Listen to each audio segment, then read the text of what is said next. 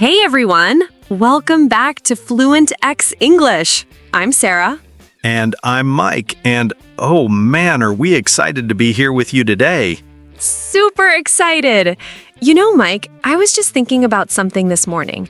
Have you ever had that moment where you need to talk to your boss and suddenly your brain just goes blank? Oh, absolutely. I remember once I walked into my manager's office and I was like, hi, so yeah. And then I just stood there like a statue. Yeah, exactly. And that's why today's topic is so important, guys. We're diving deep into something that, honestly, every single person struggles with at some point. Right. Today we're talking about how to talk to your boss without sounding unprofessional. And trust me, this isn't just about using fancy words or being super formal. Not at all. It's actually about confidence, clarity, and knowing exactly what to say in those tricky moments. Because let's be real, your boss can be intimidating sometimes, right? Oh yeah, even the nicest boss in the world. When you have to ask for something or bring up a problem, it's like, how do I say this without messing up? Exactly. So before we jump in, if you're new here, welcome to the Fluentx family. We're all about making English easy, practical, and honestly, just fun to learn. And if you've been with us before, you already know what's coming. We'd absolutely love it if you could hit that like button and subscribe to the channel. Yeah, it really helps us create more content like this for you. And hey, turn on those notifications too, because we drop a new video every single day. Every day, fresh content, real situations, practical English. Can't beat that. All right, so let's start with the real stuff. Mike, why do you think people get so nervous talking to their boss? You know what? I think it's because there's so much at stake. Like, this is the person who decides if you get that promotion, that raise, or even, if you keep your job. Absolutely. And that pressure makes us do weird things with our language. We either become super stiff and robotic, or we go the other way and become too casual. Oh man, yes. I've seen both. I had a coworker once who would email our boss like, "Yo, can we chat about that thing?" Oh, no way. I'm serious. And then on the other extreme, I've heard people say things like, "Dear esteemed sir, I humbly request an audience to discuss matters of grave importance." That's like writing a letter to the Queen or something. Way too formal. Exactly. So the sweet spot is right in the middle. Professional, but human. Respectful, but confident. Love that. Professional, but human. That's actually the perfect way to describe it. Because here's the thing, your boss is also just a person. Right. They have bad days, good days, they drink coffee, they get tired. They're human. Exactly. So the first principle we want you to remember is this. Speak to your boss like they're a person you respect, not like they're some untouchable authority figure. And that shifts everything. Because when you see them as human, you relax a little. You can breathe. Yes, breathing is so important, guys.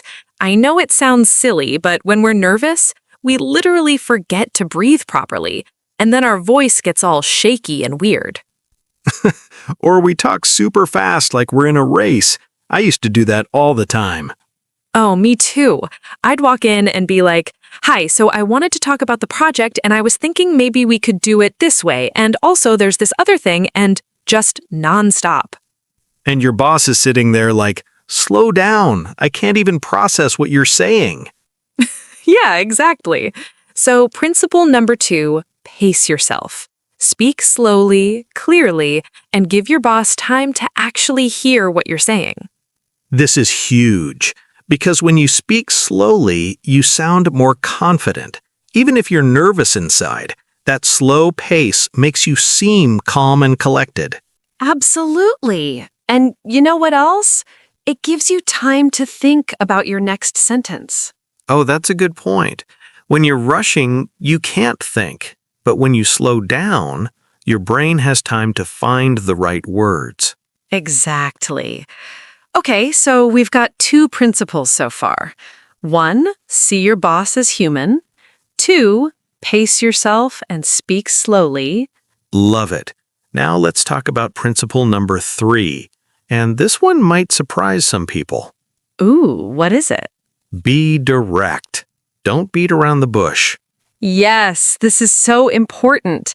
A lot of people think being professional means using a lot of extra words and being super indirect. Right. Like instead of saying, I need help with this project, they say, well, you see, I was wondering if perhaps maybe possibly there might be a chance that... Stop! That's painful to listen to. I know. And bosses actually hate that. They're busy people. They want you to get to the point. Exactly. So being direct doesn't mean being rude. It means being clear and respectful of their time. So instead of all that rambling, you just say, I need your input on the marketing project. Do you have 10 minutes this week? Perfect. Clear, direct, professional. You told them what you need, and you asked for their time politely. Exactly.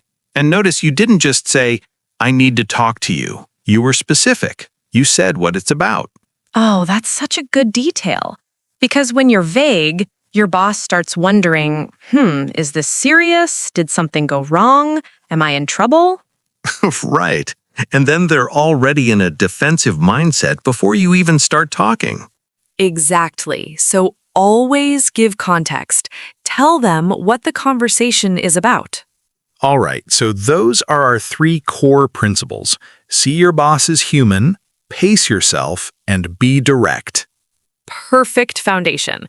Now let's get into some real situations, because theory is great, but you need to know exactly what to say in specific moments. Absolutely. So let's start with something everyone deals with, asking for time off.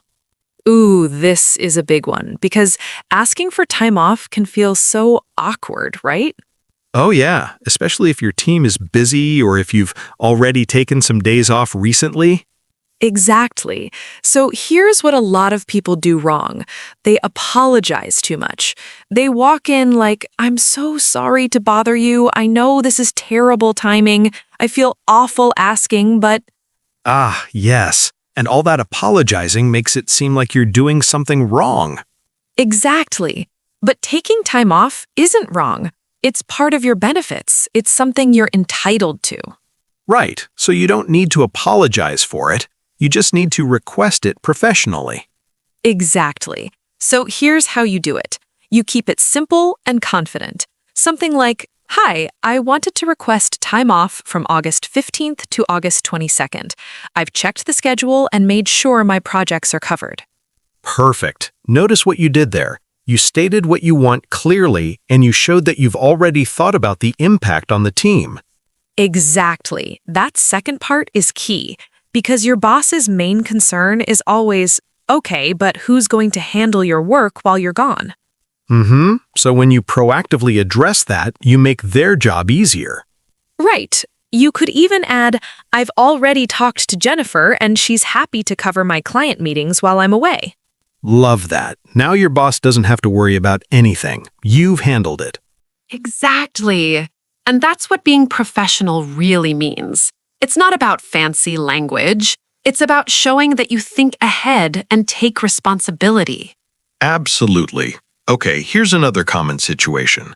You made a mistake and you need to tell your boss. Ooh, this is tough. This is where people really panic. Oh yeah, because admitting a mistake feels so scary. You're worried about getting in trouble or looking incompetent. Right.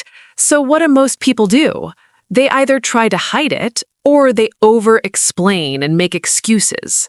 Exactly. Like, so what happened was the computer system was acting weird and then my internet went down and also I got this email at the last minute and... Just stop. Your boss doesn't want to hear all that. No, they want 3 things. 1, what I went wrong. 2, how you're fixing it. 3, how you'll prevent it next time. Perfect. That's the formula right there. So let's say you missed a deadline. Here's how you handle it. Okay, I'm listening. You go to your boss and you say, I wanted to let you know that I missed the deadline for the client report. It was due yesterday and I didn't submit it on time. Good start. You're being direct and honest. No excuses yet. Exactly. Then you continue. I've already reached out to the client to apologize and I'm prioritizing this today. The report will be ready by 5 p.m. Perfect. So you've told them the problem and how you're fixing it. Right. And then the final piece. Going forward, I'm setting calendar reminders 2 days before deadlines to make sure this doesn't happen again. Yes, that's what your boss wants to hear. Not excuses, but accountability and a plan. Exactly. And here's the beautiful thing about handling mistakes this way. You actually build trust. Oh, absolutely, because your boss sees that you're mature enough to own your mistakes and smart enough to prevent them. Right. Everyone makes mistakes, but not everyone handles them well. So when you do, you stand out. Love that. Okay, here's another situation. You need to disagree with your boss's idea. Ooh, this is super tricky because you don't want to seem disrespectful or like you're challenging their authority. Right, but at the same time, if you have a genuine concern, you need to voice it. That's part of your job. Exactly. So the key here is in how you frame it. You never want to say, that's not going to work, or that's a bad idea. No, that's like career suicide. Right. Instead, you use what I call the build on it approach. Ooh, I like that. What does that mean? So instead of shooting down their idea, you acknowledge it first and then add your perspective. Okay, give me an example. Sure.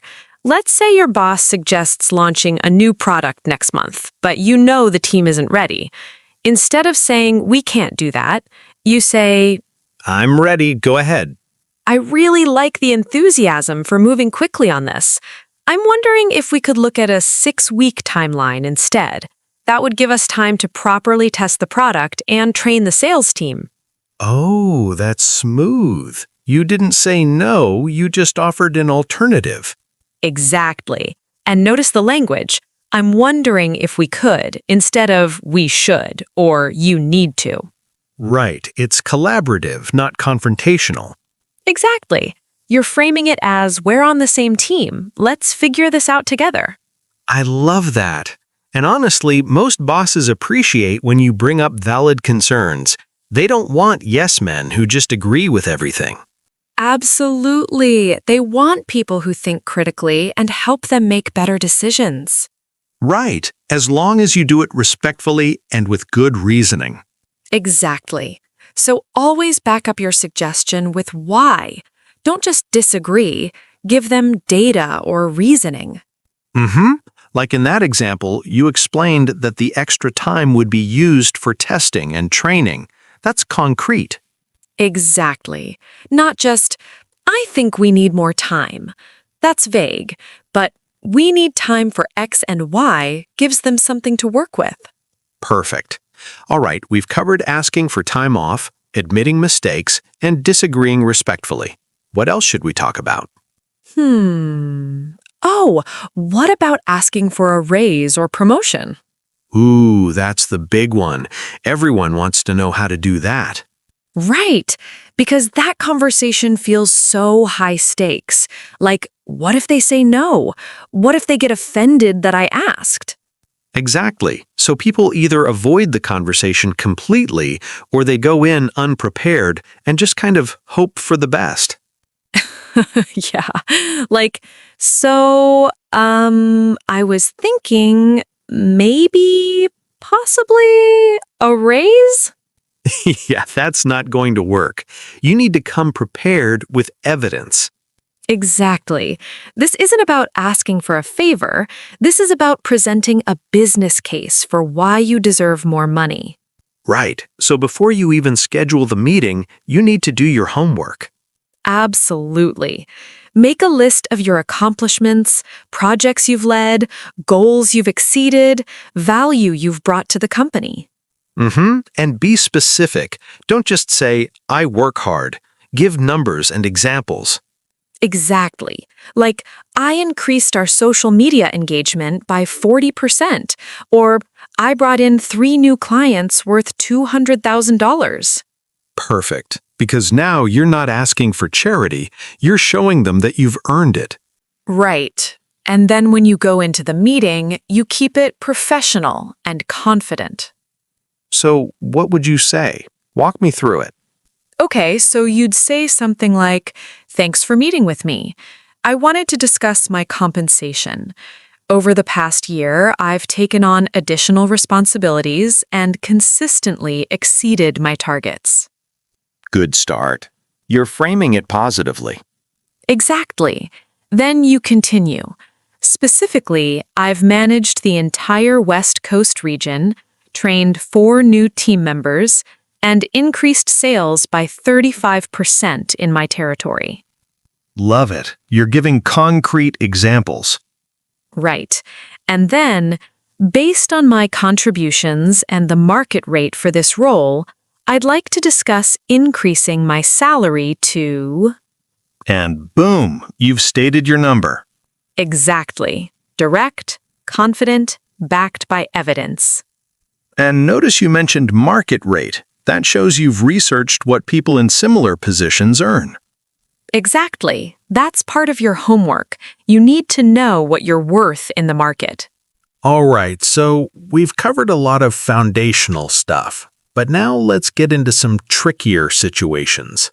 Yes, because real workplace communication isn't always straightforward. Sometimes things get messy. Oh yeah, so let's talk about what happens when your boss is in a bad mood. Ooh, this is important. Because we've all been there, right?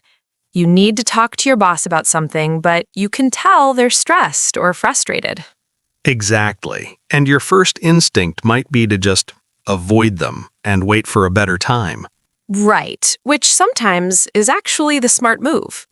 It really is. There's no rule that says you have to have every conversation immediately. If it's not urgent, waiting for a better moment is totally fine.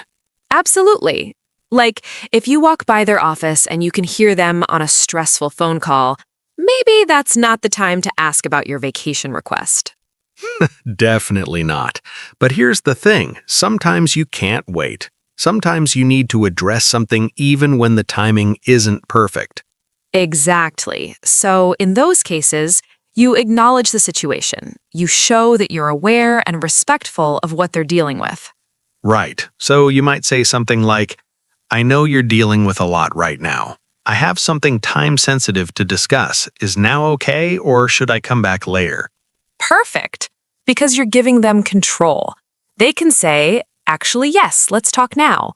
Or they can say, can you give me an hour?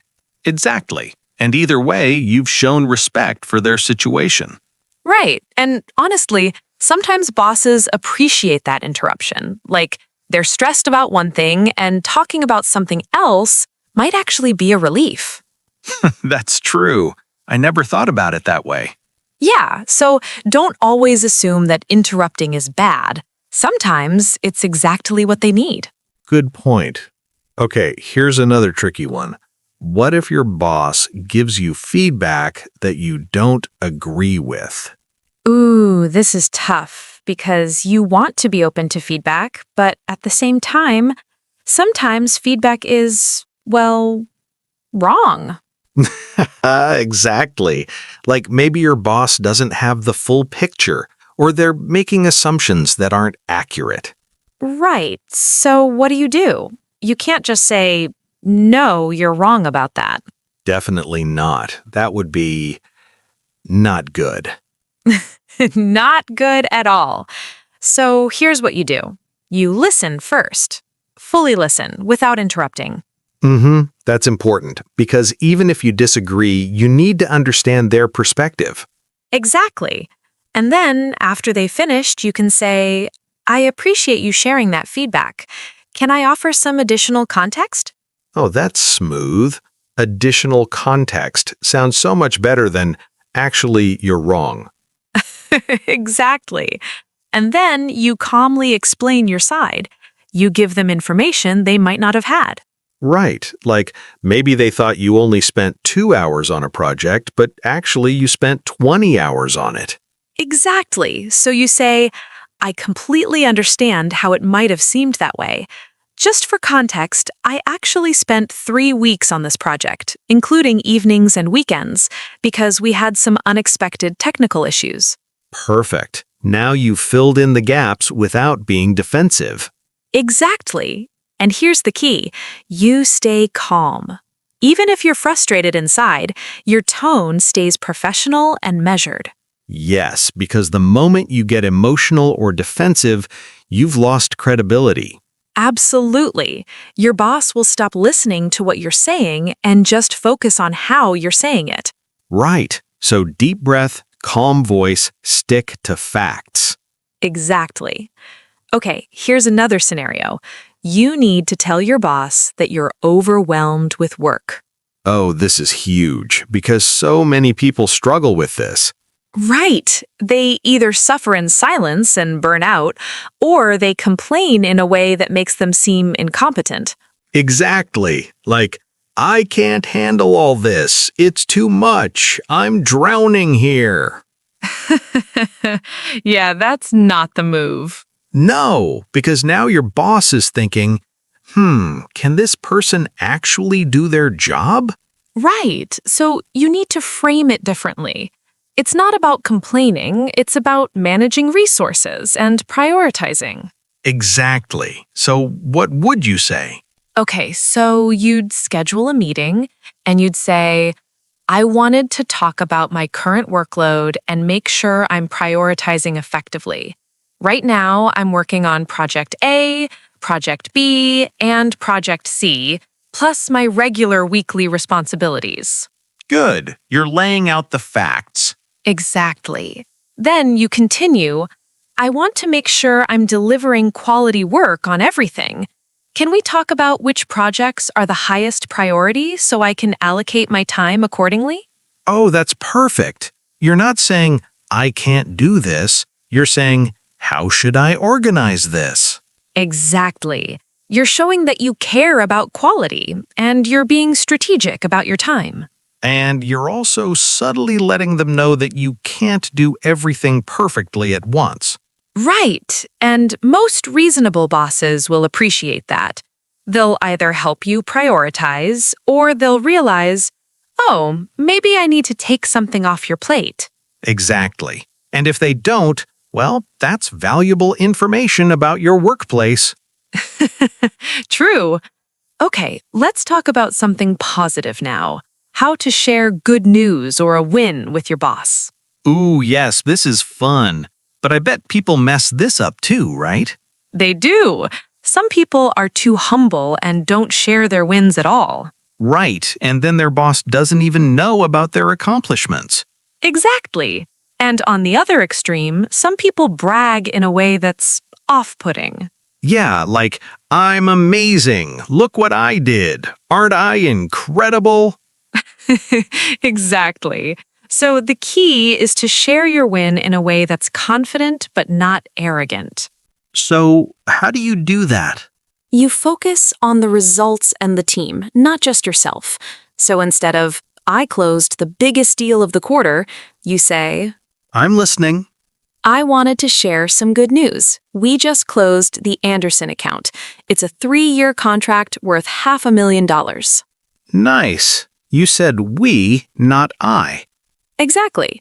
Even if you did most of the work, using we sounds collaborative.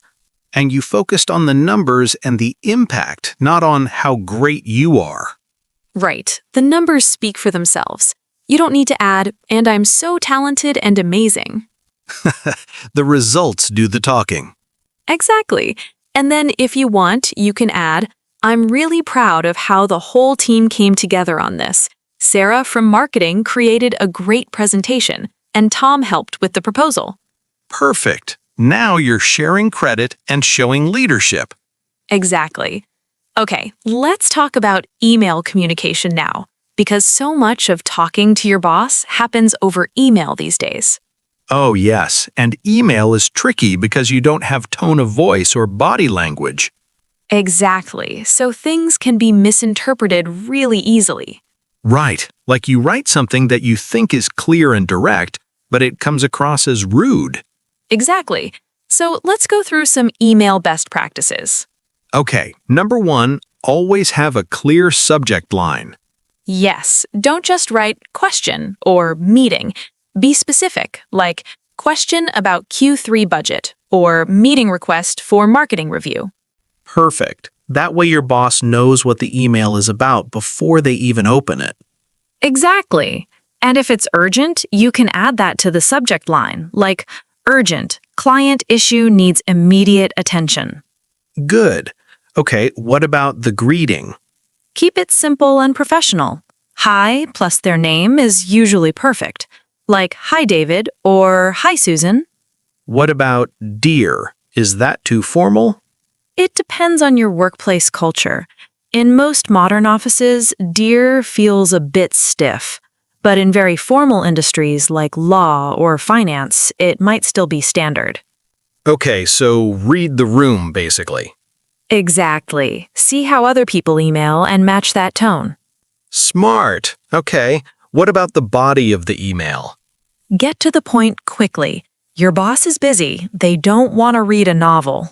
Right, so start with the main point, then give details if needed.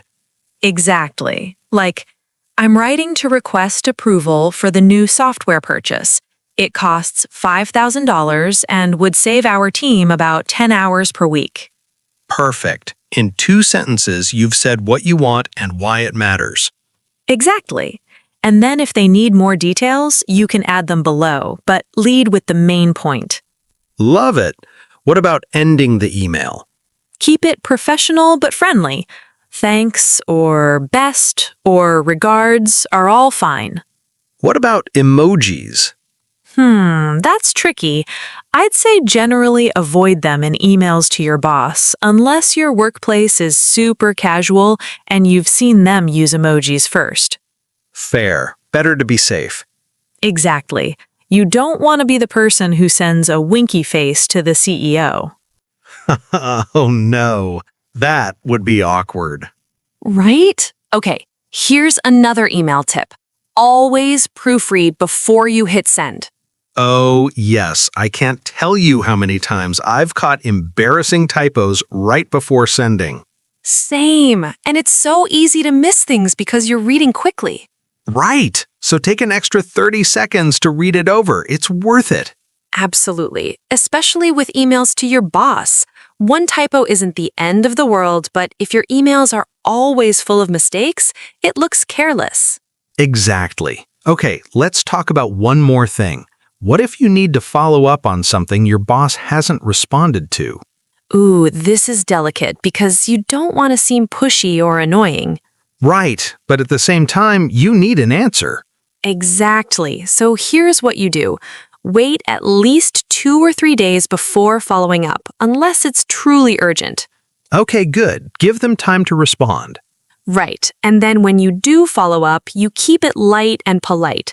Something like, "Hi, just following up on my previous email about the budget approval. Let me know if you need any additional information." Perfect. You're not saying, hey, why haven't you responded? You're just gently reminding them. Exactly. And you're offering to help if they need something from you. Smart. And honestly, most of the time when bosses don't respond, it's not because they're ignoring you. They're just busy and it slipped through the cracks.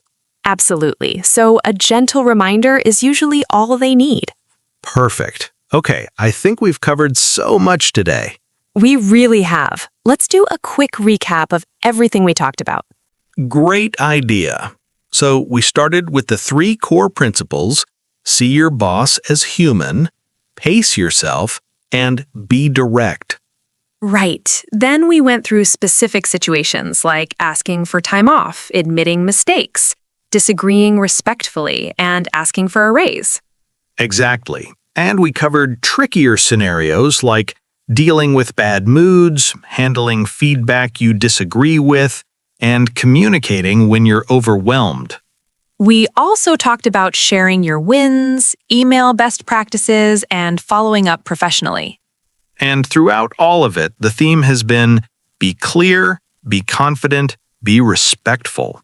Exactly. You don't need fancy vocabulary or complicated sentences. You just need to communicate like a professional adult who respects themselves and their boss. Love that. Okay, before we wrap up, I want to share one final thought. Go for it. The best way to get good at talking to your boss is practice. It's like any skill. The more you do it, the easier it gets. Absolutely. And here's the thing. Your boss wants you to succeed. They're not sitting there hoping you mess up. Right. They want clear communication. They want problems solved. They want you to do well. Exactly. So go into these conversations with confidence. You belong in that room. You deserve to be heard. Yes. And remember, even if a conversation doesn't go perfectly, you're learning. Every interaction makes you better at this. Absolutely. Okay, everyone, that's all we have for you today. We hope this was helpful. If it was, please hit that like button and subscribe if you haven't already. We put out new videos every single day. Yes, and drop a comment below. What's the hardest part about talking to your boss for you? We'd love to hear from you. Absolutely. We read all the comments, and sometimes we make videos based on your suggestions. So true. All right, until next time, keep practicing, keep improving. Bye, everyone.